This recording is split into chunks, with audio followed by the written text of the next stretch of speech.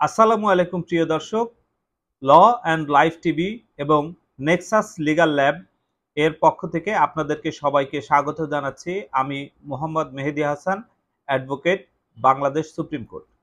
আজকে আমরা আলাপ করব ব্যক্তি মালিকানাধীন জমি কিনতে হলে আপনি কি কি জিনিস দেখবেন তার আইনগত বিষয় নিয়ে।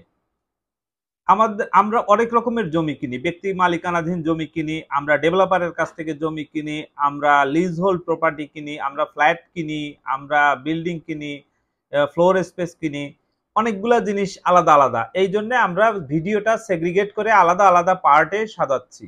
তো আমাদের আজকের আলোচ্য বিষয় হচ্ছে ব্যক্তি মালিকানাধীন সম্পত্তি নিয়ে। যদি আপনি ব্যক্তি মালিকানাধীন সম্পত্তি কেনেন তাহলে কি কি বিষয় দেখবেন সে নিয়েই আজকে আমরা আলাপ করব। তো প্রথমে আপনাকে একটা সামারি বলি, যেই সামারির আলোকে বিস্তারিত আমরা তারপরে যাব। যে প্রথমে আপনাকে দেখতে হবে জমির মালিকানা সঠিক আছে কিনা, তারপরে এটার একটা টাইটেল সার্চ করতে হবে, তারপরে এনইসি নিতে হবে, তারপরে এর মৌজা ম্যাপ চেক করতে হবে, তারপরে এর প্লট কনভার্সন করতে হবে, আরএস বিএস এসএ সিএস এই দাগগুলি সব কনভার্ট করে নিতে হবে। এরপরে আমিনশিপ করে নিতে হবে এবং দলিল লেখক দলিলটি লেখার পরে এই দলিলটা চেক করতে হবে এবং সঠিকভাবে রেজিস্ট্রি হলো কিনা সেটা দাঁড়িয়ে থেকে নিশ্চিত করতে হবে এবং এসআরও টোকেনের অপোজিটে দাতার সই নিতে হবে। এই কয়টা কাজ আপনাকে মোরললেস করতে হবে একটি ব্যক্তিগত জমি কিনতে হলে। এখন আসেন আমরা বিস্তারিততে যাই, খবরের মতো আর কি, শিরোনাম পড়লাম, এখন বিস্তারিত। এখন আসেন জমির মালিকানা নির্ধারণের ক্ষেত্রে আপনি কি কি বিষয় খেয়াল করবেন। এক নম্বর হচ্ছে, ফার্স্টে আপনাকে যিনি জমির কাগজপত্রগুলি দিবেন বা জমির মালিক আপনাকে তার যে জমির কাগজপত্র আছে তার একটা সেট দিবেন, কপি। এটা নেওয়ার পরে আপনি ডকুমেন্টগুলি প্রথমে সাজিয়ে নেবেন। স্ক্যাটার্ড ওয়েতে এলোমেলো ভাবে যদি ডকুমেন্টগুলি নাড়াচাড়া করেন আপনার কাজটা করতে অনেক কঠিন হবে। দলিলগুলি আলাদা জায়গায় করবেন, খতিয়ানগুলি আলাদা জায়গায় করবেন, এরপর যদি ওয়ারিশন সনদ থাকে সেগুলি আলাদা করবেন, ন্যাশনাল আইডি কার্ড ইত্যাদি অন্যান্য কাগজপত্র, মামলার রায় যদি থাকে সেগুলি আলাদা করবেন। এভাবে কাগজগুলি আলাদা আলাদা করবেন। এইবার দলিলগুলি সাল অনুযায়ী সাজিয়ে ফেলবেন। ধরেন আপনি সব থেকে পুরাতন সালের দলিল থেকে শুরু করে শেষের দিকে যেতে পারেন, যে সব থেকে আপডেট যে দলিলটা, অথবা সব থেকে নিকটবর্তী সালের যে দলিলটা সেটা থেকে সব থেকে পুরাতন পর্যন্ত যে দলিল আছে সেই অনুযায়ী আপনি সাজাতে পারেন। এটা একটা ওয়ে। আর একটা ওয়ে আছে, আপনি খতিয়ানগুলিকে ক্রোনোলজিক্যালি সাজাবেন। ধরেন ঢাকার যদি হয় তাহলে CS SA RS Dhaka city জরিপ, বা ঢাকার বাইরে আশেপাশে হলে সিএস এসএ আরএস বিএস, এই অনুযায়ী ক্রোনোলজিক্যালি সাজাতে পারেন। আবার ঢাকা সিটি জরিপ আরএস এসএ সিএস এই ক্রোনোলজিতেও সাজাতে পারেন, যেভাবে আপনি কমফোর্ট ফিল করেন। তার সাথে মিউটেশন খতিয়ানটা, নামজারির সাথে ডিসিআর খাজনা এগুলি তো থাকবে। এইভাবে ডকুমেন্টগুলি আপনি সুন্দর করে সাজিয়ে ফেলবেন। সাজিয়ে যদি পারেন একটা সুতা দিয়ে, ফোড়ন দিয়ে সুতা দিয়ে বাইন্ডিং করে নেবেন, অথবা স্ট্যাপলিং করে নিতে পারেন অল্প কাগজ হলে। এবার ডকুমেন্টটা আপনার সেজে গেল। এবার আপনি মালিকানার ধারাবাহিক বর্ণনা মিলাতে থাকবেন। আপনার যে টাইটেল ডিডটা আছে বা সর্বশেষ মালিকের দলিলটা, অথবা যে যিনি আপনার কাছে জমিটা বিক্রি করার জন্য প্রস্তাব করছেন ওনার যে দলিল, ওই দলিলের মধ্যেই কিন্তু আপনি চেইন অফ ওনারশিপের বেশিরভাগই পেয়ে যাবেন। তো ওই অনুযায়ী আপনি চেইন অফ ওনারশিপ ক্রোনোলজিক্যালি একটা খাতার ভিতরে টেনে নিয়ে লিখে নিতে পারেন, অথবা আপনি দলিল আর পর্চা অনুযায়ী মিল করতে পারেন। এই ক্রোনোলজিটা আপনি মিল করবেন। তার সাথে দলিলের যে মালিকানার বর্ণনা লেখা আছে সেটা খতিয়ানের সাথে মিলতেছে কিনা। যিনি 60 সালে বা 62 সালে মালিক ছিলেন ওনার নাম এসএতে উঠেছে কিনা, যিনি 70 বা 80 সালে মালিক ছিলেন ওনার নাম আরএসএ উঠেছে কিনা, যিনি 2010-এর আগে মালিক ছিলেন, 6-7-এর দিকে মালিক ছিলেন, ওনার নাম সিটি জরিপে উঠেছে কিনা, এই জিনিসগুলি ভালো করে খেয়াল করবেন। এবং সর্বশেষ যিনি মালিক ওনার নামে নামজারি আছে কিনা, অবশ্যই থাকবে হয়তো, তো নামজারিগুলো এগুলা দেখে নেবেন। এরপরে খতিয়ানের হিস্সাগুলি ভাঙাবেন। যে খতিয়ানে যে শুধু নাম উঠলেই সে মালিক হলো তা না, খতিয়ানের যে হিস্সাটা আছে তার সে আসলে কতটুকু সম্পত্তির মালিক এইটা হিস্সাটা ভাঙাবেন। এখন অনেকগুলি অ্যাপ বের হয়ে গেছে মোবাইলে হিস্সা ভাঙানোর, নামের পাশে যে ইয়েটা আছে আনা গন্ডা করা কোনটা কত আনা এগুলি সব দেখলে বুঝে যাবেন। আমার চ্যানেলেও ভিডিও আছে, ভিডিও আপনারা দেখে নিতে পারেন আনা গন্ডা করার হিসাবের, অথবা আপনি অ্যাপ দিয়েও বের করে নিয়ে দেখবেন যে অ্যাকচুয়ালি সে খতিয়ানে কতটুকু তার নামে রেকর্ড হয়েছে, সে কতটুকু বিক্রি করছে, রেকর্ডের থেকে বেশি বিক্রি করলো কিনা। দাগ খতিয়ান দুইটাই মিলাবেন, দাগ এবং খতিয়ান। দাগে যতটুকু মালিক আছে ততটুকু যদি বিক্রি করে ফাইন, তারপরে যদি তার থেকে বেশি বিক্রি করে কিন্তু খতিয়ানের মূল যে হিস্সা তার থেকে বেশি বিক্রি করলো কিনা। এর সাথে খতিয়ানের মন্তব্য কলামে আবার দখল সম্পর্কে, ওই দাগে দখল সম্পর্কে কিছু বলা আছে কিনা। যদি ওই দাগে কোনো স্পেসিফিক লোকের দখল দেওয়া থাকে তাহলে কিন্তু ধরে নিতে হবে যে ওই দাগে যে ব্যক্তির দখল কলামে নাম আছে তারই দখল আছে, অন্য কোনো ব্যক্তি ওই দাগে দখল নাই। তাই আপনাকে যিনি বিক্রির আপনার যে বায়াদাতা উনার নামটা দখল কলামে আছে কিনা।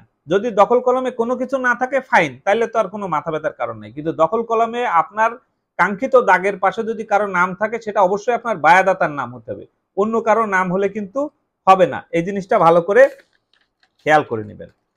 এরপরে কোনো আইন ভঙ্গ করে দলিল হয়েছে কিনা সেটা আপনাকে খেয়াল করতে হবে। সে আবার কেমন? দলিল তো সাব রেজিস্ট্রি অফিসে রেজিস্ট্রি হয়, আইন আবার ভঙ্গ কি করে হয়? সেটা কিভাবে হয়? পাওয়ার মূলে কেউ যদি তার কোনো স্ত্রী বা নিকটাত্মীয়কে হেবা করে সেটা আইনের ব্যত্যয়। এটা যদি কেউ করে থাকে সেই জমি নেওয়া যাবে না। আবার পার্টিশন মূলে সম্পত্তি বিক্রি করে, এটা খুবই প্রচলিত আমাদের দেশে। বোনেদের অংশটা বোনরা পার্টিশন দলিলের মধ্যে ভাইদেরকে পার্টিশনে বেশি করে দিয়ে দেয়, কারণ তারা ভাইদের কাছ থেকে টাকা নিয়ে নেয়।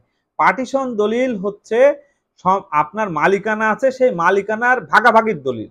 পার্টিশন দলিল মূলে মালিকানা হয় না, যেমন সাবকাবলা দলিল মূলে মালিকানা হয়, ওয়ারিশ মূলে মালিকানা হয়, কিন্তু পার্টিশন দলিলে আপনি যতটুকু মালিক আছেন ঠিক ততটুকু ওই দলিলে লেখাতে পারবেন। তার থেকে বেশি যদি লেখান আপনার মালিকানা ওখানে হবে না। আপনাকে হয় হেবা করতে হবে বোনের, না হয় আপনাকে আপনার কাছে সাবকাবলা করতে হবে। তাহলে পার্টিশন মূলেও যদি কেউ জমি ট্রান্সফার করে থাকে সেটা ট্রান্সফার হবে না, এগুলি খেয়াল করবেন। এরপরে কোনো মামলা মোকদ্দমা আছে কিনা সেটা দেখবেন। এখন মামলা মোকদ্দমা আছে কিনা এটা আপনি কিভাবে বুঝবেন? মামলা মোকদ্দমা আছে কিনা এটা বোঝার জন্য আপনি দলিলের পাতাগুলি উল্টাবেন, যতগুলি আছে দলিল খতিয়ান, ওইখানে ট্যাপ খাওয়া এরকম রাউন্ড ডিমের মতো সিল দেওয়া আছে কিনা, ওই সিলের মধ্যে সাব জজ আদালত বা যুগ্ম জেলা জজ আদালত বা যে কোনো আদালতের নাম লেখা আছে কিনা, তারিখ দেওয়া আছে কিনা। যদি এরকম ট্যাপ খাওয়া সিল দিয়ে নাম লেখা থাকে, আদালতের তারিখ দেওয়া থাকে, তাহলে বুঝবেন অবশ্যই এই জমির কাগজ কোনো না কোনো মামলায় কোর্টে সাবমিট হয়েছে, যার কারণে এইখানে তাহলে মামলায় কি রায় হয়েছে সেটা আপনাকে জেনে তারপরে কিনতে হবে, আদারওয়াইজ এই জমি আপনি কিনতে পারবেন না। এরপরে দাগ খতিয়ানের সাথে মূল দলিল এবং বায়া দলিলের তফসিল মিলানো। আপনার যে দাগ খতিয়ান বিক্রি করতে চাচ্ছে আপনার দাতা, ওনার যে দাগ খতিয়ানের কথা আপনাকে প্রস্তাব করছে বা উনি যে দাগ খতিয়ানে নামজারি করেছে সেই দাগ খতিয়ানগুলি ওনার দলিলের তফসিলে সঠিকভাবে লেখা আছে কিনা, ওনার বায়া দলিল দাতাদের তফসিলে সঠিকভাবে লেখা আছে কিনা। কারণ অনেক কেস রেফারেন্স আছে, আপনার পূর্ববর্তী মালিকের যদি দলিল ত্রুটিপূর্ণ থাকে বা মালিকানা ত্রুটিপূর্ণ থাকে তাহলে আপনার মালিকানাও ত্রুটিপূর্ণ বলে বিবেচিত হবে। সুতরাং আপনি যে শুধু টাইটেল ডিড আর লেটেস্ট খতিয়ান আর নামজারি মিলিয়ে ওকে করে দিলেই হয়ে গেল তা না, বায়া দলিল গুলাতেও সঠিকভাবে যেটা আরএস দাগ লেখা সেটা আপনার যে আরএস দাগ সেটা কিনা, যে দলিলে এসে দাগ লেখা সেই দলিলটা আপনার এসে দাগটাই লেখা আছে কিনা, খতিয়ান নাম্বার সঠিক আছে কিনা, এগুলা দেখতে হবে। প্লাস আপনার মূল দলিলের যে চেইন অফ ওনারশিপ বলা আছে বায়া দলিল গুলাতেও সিমিলার চেইন অফ ওনারশিপ বলা আছে কিনা দেখতে হবে। এখানে কিন্তু ব্যত্যয় থাকে, আমরা কাজ করতে গিয়ে পেয়েছি, যার কারণেই বলা।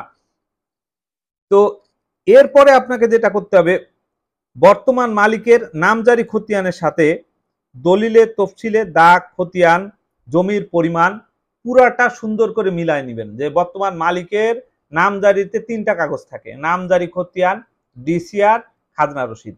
এই নামজারি খতিয়ান, ডিসিআর, খাজনা রসিদের সাথে বর্তমান মালিকের দলিলের দাগ, খতিয়ান, জমির পরিমাণ সবকিছু হুবহু মিল আছে কিনা এটা আপনাকে ভালো করে দেখতে হবে। এটা গেল চেইন অফ ওনারশিপ মিলানোর পার্ট। দলিল টলিল সব দেখলেন, হ্যাঁ চেইন অফ ওনারশিপ সঠিকভাবেই আছে, প্রত্যেকের থেকে এর থেকে ও, তার থেকে সে সঠিকভাবেই আছে, চেইনের মিলে, খতিয়ান মিলে। এর সাথে আপনাকে কি করতে হবে, যদি কেউ মারা গিয়ে থাকে তাহলে সেক্ষেত্রে আপনাকে ফারায়েজ করতে হবে। কোনো ব্যক্তি মারা গিয়ে থাকলে তার যদি কোনো সন্তান বিক্রি করে তাহলে ওখানে ওয়ারিশন সনদ থাকবে, এই ওয়ারিশন সনদে যে কয়জন থাকবে তাদের অংশটা ফারায়েজ করবেন। এখন মোবাইলে অ্যাপ পাওয়া যায় A2I এর উত্তরাধিকার অ্যাপ, সেই অ্যাপ দিয়ে আপনি ফারায়েজ করে নিতে পারবেন। তো এই ফারায়েজটা করে আপনি দেখবেন যে উনি ওয়ারিশ সূত্রে যতটুকু পায় তার থেকে বেশি বিক্রি করলো কিনা।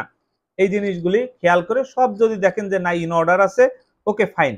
এবার চলে যেতে হবে টাইটেল সার্চে। টাইটেল সার্চ কি, আপনাকে দাতা যে দলিলগুলি দিয়েছে, যে কাগজটা আপনাকে এভাবে দিয়েছে, এই কাগজ ইটসেলফ জেনুইন নাকি ফেক, নীলক্ষেত থেকে তৈরি করা কিনা, অথবা কোনো 2 নম্বর লোক তৈরি করে দিয়েছে কিনা।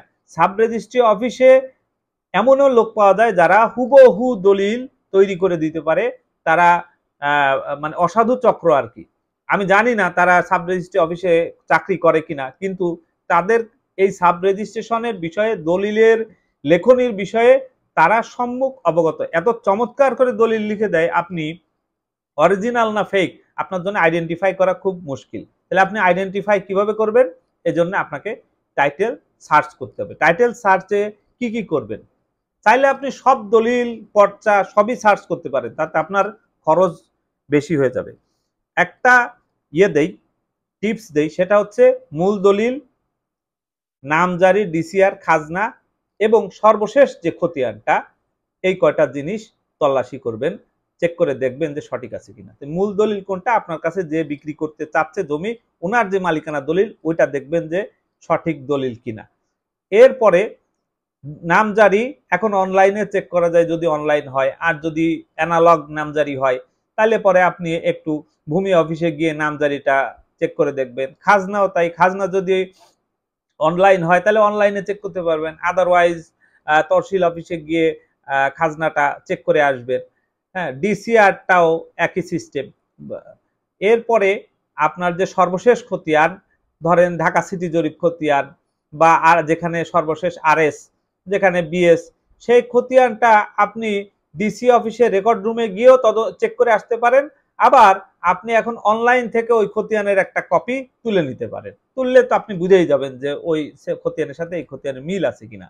এভাবে করে আপনি জমির টাইটেল ডকুমেন্টগুলি ওকে আছে কিনা আপনি এ বিষয়ে অবগত হবেন। এরপরে কি করবেন, এরপরে আপনি তল্লাশি দিবেন, যেটাকে আমরা বলি NEC, নন ইনকামব্রান্স সার্টিফিকেট। এখন ব্যাংক যে NEC নেয়, ওই NECর কথা আমি বলছি না। এটা দলিল লেখকের কাছে যাবেন, আপনি কিছুক্ষণ বসবেন, 500-1000 টাকা নিবে আপনার কাছ থেকে, 15 মিনিটের মধ্যে তৈরি করে দিবে। এই NECর দরকার নাই। আপনি একজন তল্লাশি কারকের কাছে যাবেন, তল্লাশি কারককে বলবেন বিগত 13 বছরে এই দাগ খতিয়ানে, এই দলিলে দাতা এর এইটা তুমি বিগত 13 বছর বালাম বই তল্লাশি করে দেখো যে কোন কোন দলিলে এই দাগ খতিয়ানে এই দাতারা বেচা বিক্রি করছে কি করে নাই, এটা একটু চেক করে দাও।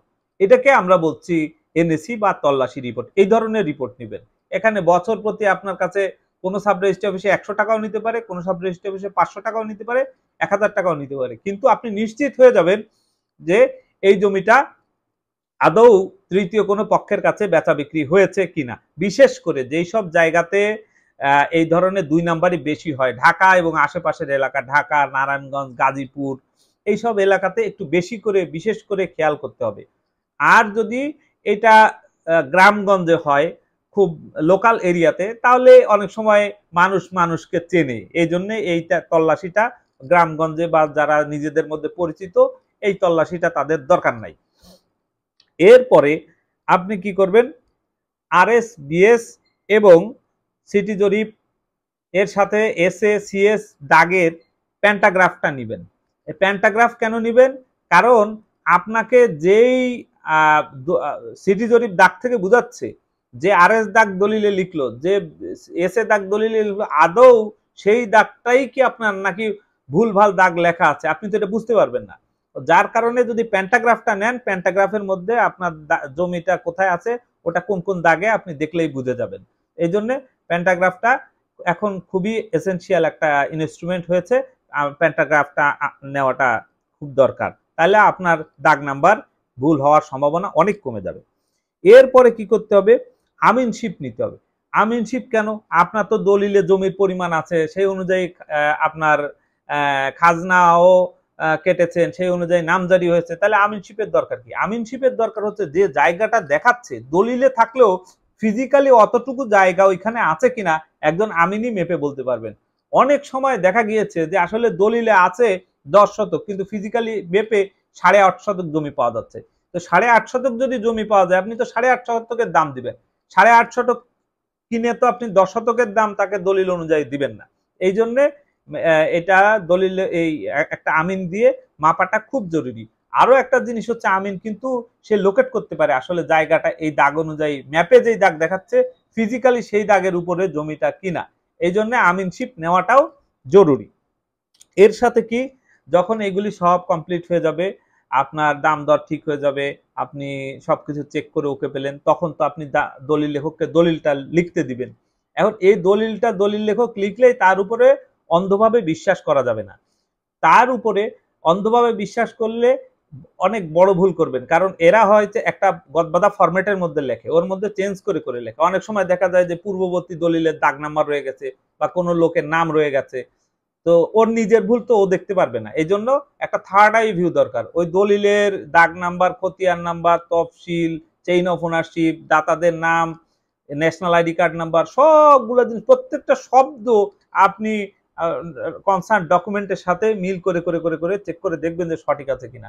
ব্লাইন্ডলি দলিল লেখকের উপর বিশ্বাস করলে বিপদে পড়ার অনেক সম্ভাবনা আছে, কারণ একটা দলিল রেজিস্টার্ড হয়ে গেলে এটারে আবার রেকটিফাই দলিল করা লাগে, সেটা আবার আরেক ঝামেলা। তো যার কারণে এই ঝামেলা এড়ানোর জন্য আপনাকে কিন্তু ভালো করে এই জিনিসটা খেয়াল করতে হবে। এর সাথে রেজিস্ট্রেশনটা সঠিকভাবে হয়েছে কিনা এটা খেয়াল করতে হবে। দেখে গেল যে দাতাদের নাম আছে, কিন্তু 5 জন 7 জন 10 জন দাতা ভিড়ের মধ্যে, সাব রেজিস্ট্রারও হয়তো নাও খেয়াল করতে পারে, তারও ওভারলুক হয়ে যেতে পারে। যারা যারা দাতা, ওদের ন্যাশনাল আইডি কার্ড আছে, ছবি আছে, তারা সঠিক কিনা একটু ভালো করে মিলায় নিতে হবে।